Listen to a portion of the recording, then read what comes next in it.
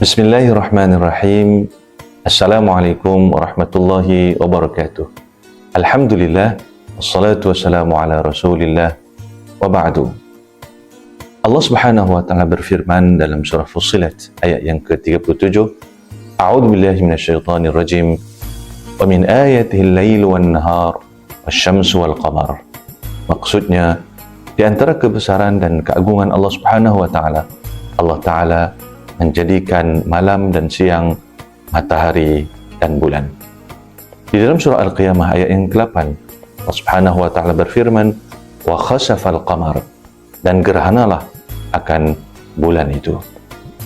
Alhamdulillah, pada malam ini 3 Mac, malam 14 Ramadan, seperti mana yang disarankan oleh Jabatan Mufti Negeri Kedah Darul Aman, maka Masjid Negeri Masjid Zahir juga turut mengadakan salat sunat khusuf Al-Qamar.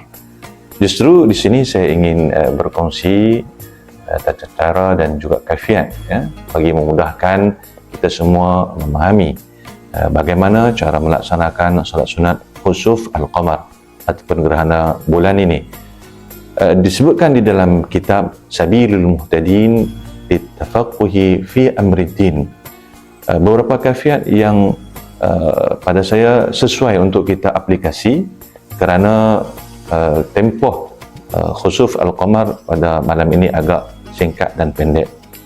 Justru kaifiatnya adalah setelah pertama kali kita mulakan dengan lafaznya usalli sunnata khusufil qamari raka'ataini ma'muman lillahi ta'ala. Kalau imam, imaman lillahi ta'ala.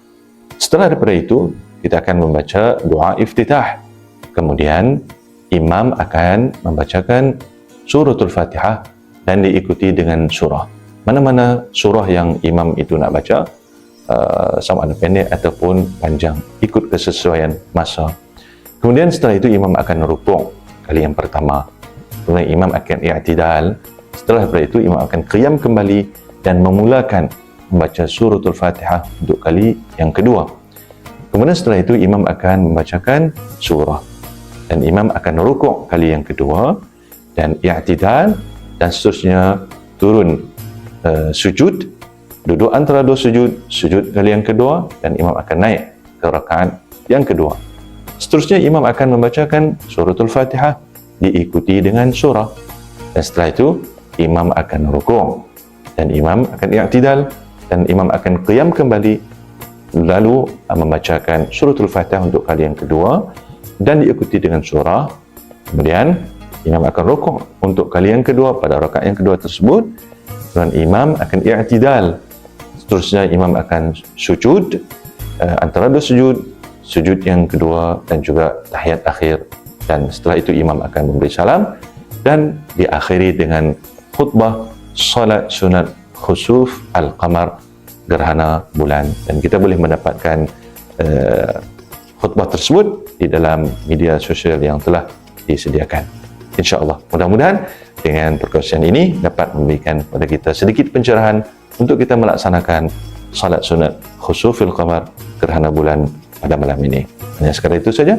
Wassalamualaikum warahmatullahi wabarakatuh.